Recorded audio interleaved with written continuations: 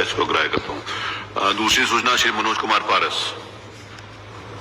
माननीय अध्यक्ष जी, आज आपने मुझे बहुत गंभीर विषय पर बोलने का, जो नियम 56 के तहत मैंने आपसे आवेदन किया है, उस पर बोलने का मौका दिया। मैं इसके लिए आपका बहुत आभारी हूं। माननीय अध्यक्ष जी,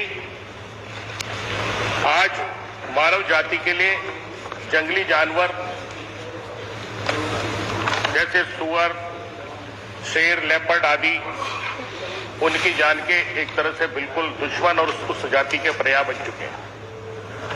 माननीय अध्यक्ष जी, आज जंगल काट दिए गए और जंगल कटान की वजह से ये जैसे जो मानव जाति के दुश्मन है कि जंगली जानवर, वो जंगलों से निकल करके और अपने नीचे तलहटी वाले क्षेत्र में, शेर हो, चाहे गुलदार हो, चाहे लेपर्ड हो, चाहे सुअर हो, ये उधर से निकल करके जो हमारे खेती, जहां पर किसान खेती करता है, उन जंगलों में आ गए हैं।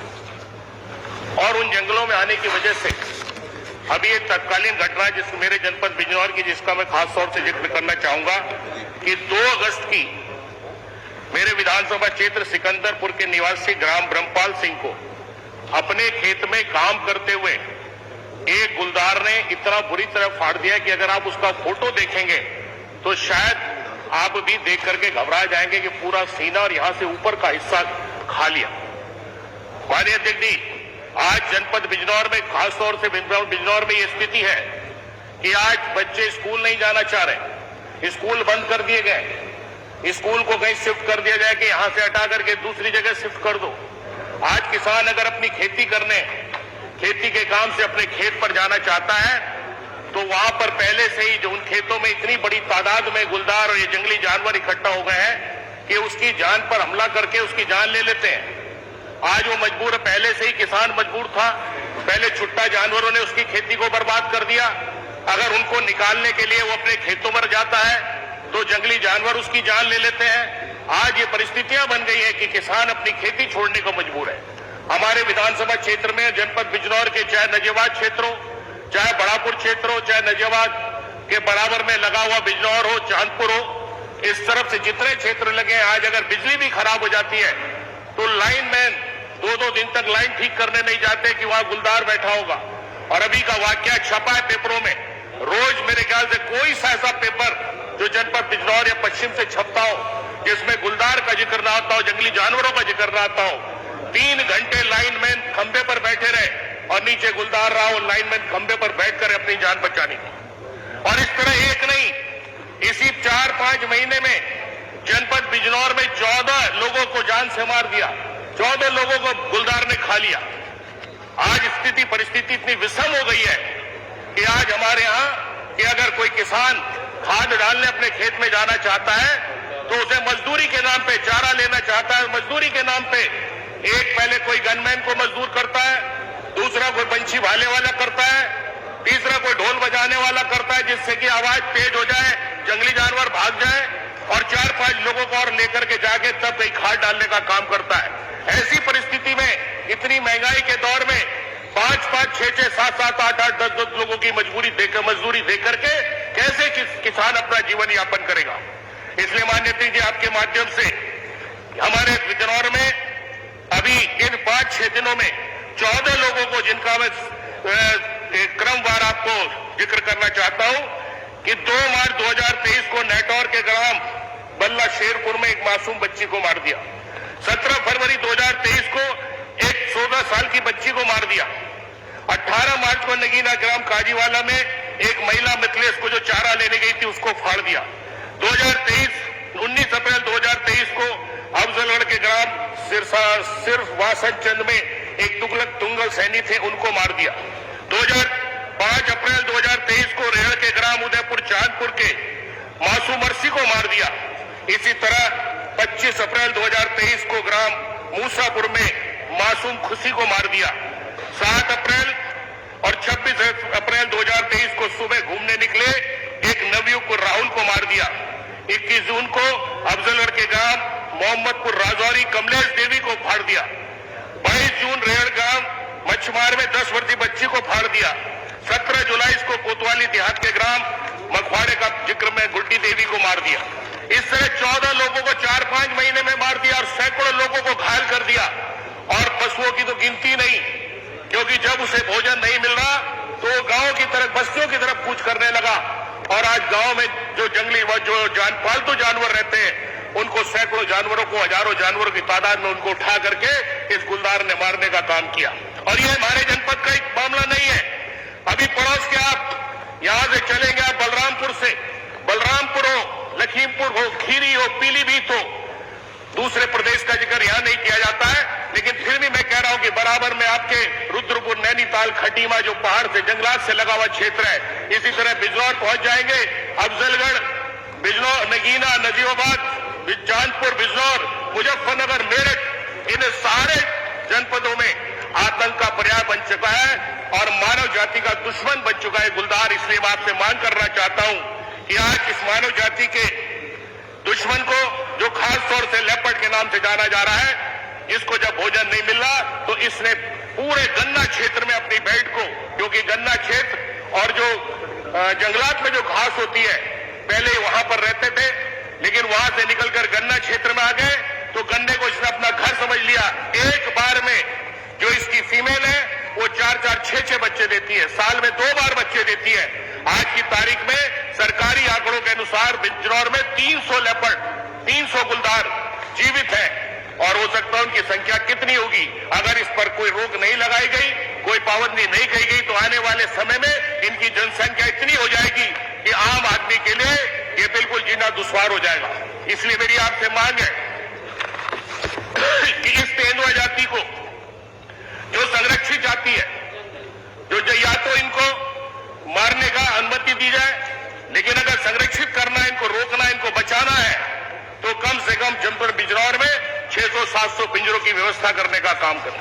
और जब हम उसके बाद जिसकी जान चली जाती है उसके लिए मात्र 4-5 लाख रुपए मुआवजा दे करके सरकार ये सोचती है हमने बड़ा काम कर दिया। मरने वाले की जान की कोई कीमत नहीं होती। आज इस महंगाई के दौर में 4-5 लाख रुपए कुछ नहीं होता। इसलिए मेरी मांग है, माननीय मंत्री, संसदीय कार्य मंत्री जी बैठे हैं, कि कम से कम अगर कोई ऐसा किसान, किसी का बच्चा, किसी की बच्ची, अगर किसी की जान जाती है तो उस मुआवजे को बढ़ा करके 25 लाख रुपए करने का काम करें। और जो घायल है, जो घायल हो जाते हैं, जो अपाहिज हो जाते हैं बेचारे, उसके बाद कोई काम करने लायक नहीं रहते, उनको भी कम से कम 5 लाख रुपए देकर के उनकी मदद करने का काम करें।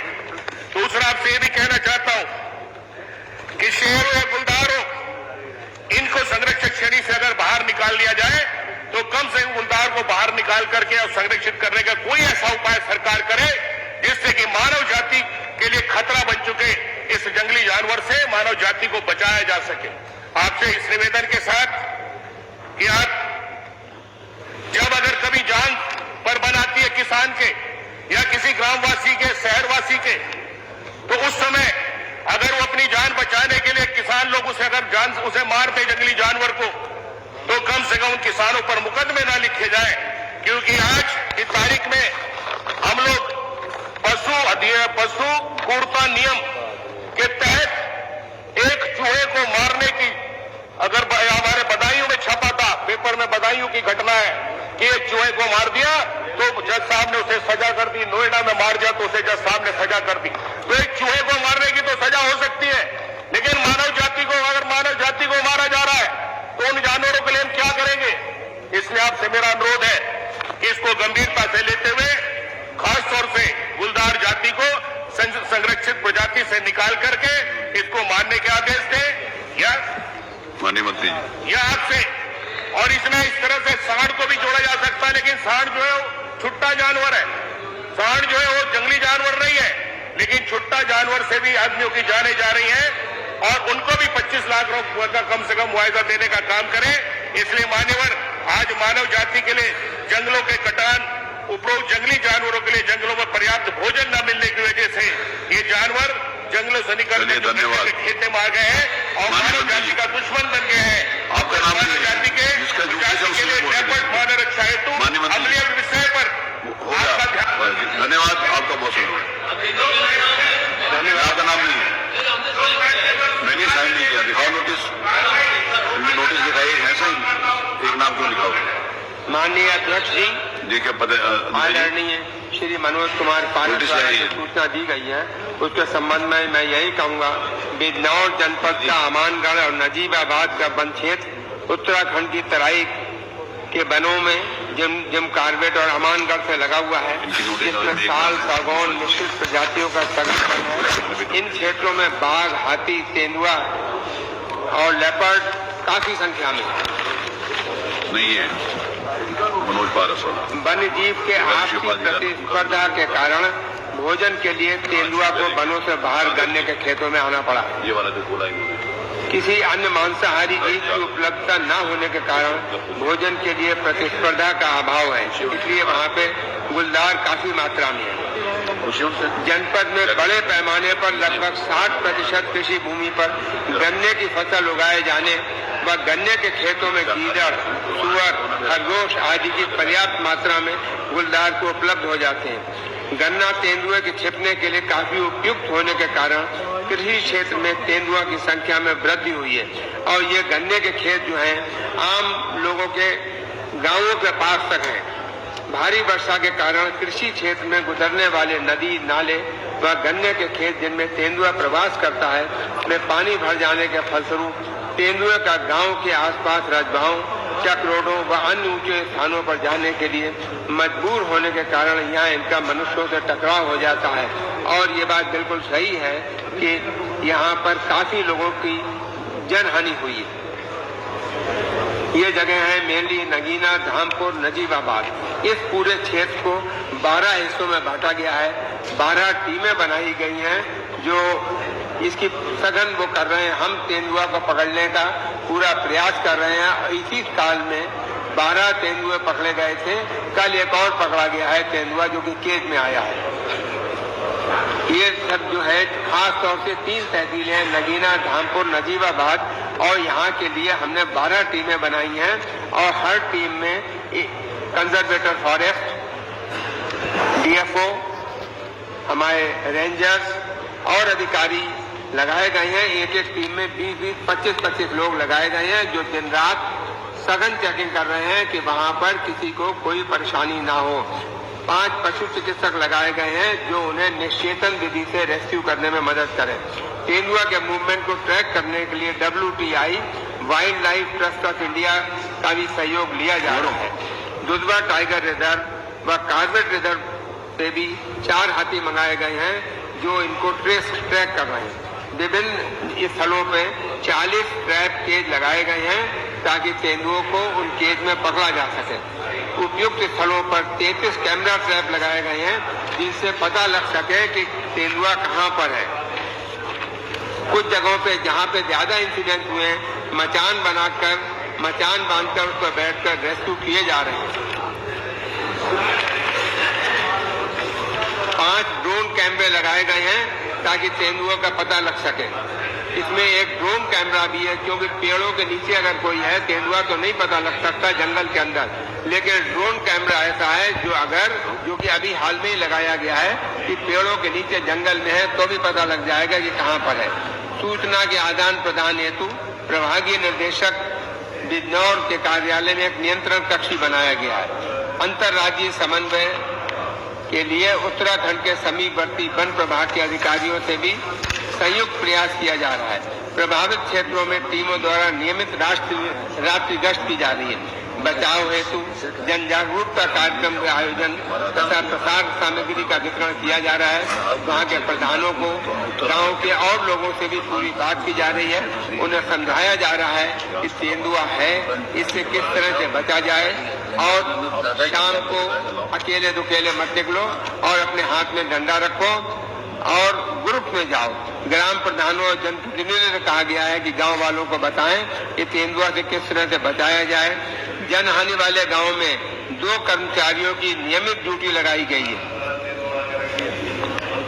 जनहानियों के लिए जिम्मेदार तेंदुआ को उपरोक्त उल्लिखित विधियों के प्रयासों से रेस्क्यू किए जाने में सफलता न मिलने पर अपरिहार्य स्थिति में आखेट विधि से विलोपन हेतु प्रधान मुख्य संरक्षक वन्य जीव उत्तर प्रदेश लखनऊ से भी अनुमति दे दी गई है।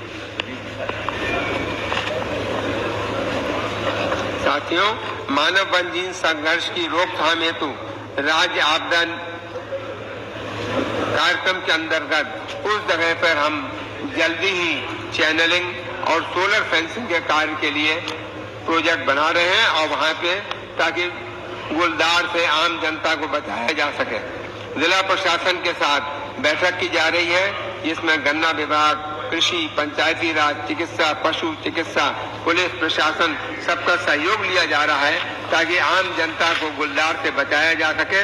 ये बात आपका कहना सही है, जंगल पहले से कम हो गए हैं और बाघों की संख्या जिम कार्बेट में भी और हमारे क्षेत्र में भी बढ़ रही है और बाघों में इलाकेदारी ज्यादा होती है। इसकी वजह से तेंदुआ जो है उधर से बढ़ के नीचे की तरफ आ रहा है और वो यहाँ पर गन्ने के खेत में उसे छुपने की जगह मिल जाती है, जंगली सुअर और अन्य जानवर मिल जाते हैं और यहाँ पर जब पानी भरा होता है तो वो इनसे निकल के ऊंची जगहों पे आ जाता है और जहाँ कोई भी ह्यूमन बीइंग मिलता है उस पर अटैक करता है। और मैं इसीलिए और ये भी मैं जानता हूँ कि मैं ये समझ रहा हूँ, आपका कहना बिल्कुल सही है कि इनके गुलदार की वजह से वहाँ लोगों में काफी परेशानी है और हम गुलदार को पकड़ने का पूरा प्रयास कर रहे हैं और गुलदार से जनता को बचाने के लिए जो भी उपलब्ध होगा वो हम करेंगे।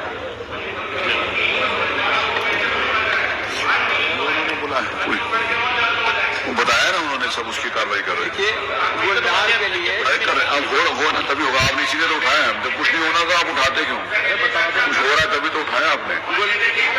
मैंने माननीय श्री मनोज कुमार पारस को सुना, मैंने मंत्री जी को सुना, गुलदार को पकड़ने के लिए 40 पिंजरे लगाए गए। इसको मैं अग्रह करता हूँ। मैंने एक और माननीय श्री माधव शाह जी पांडे, इनका वो जो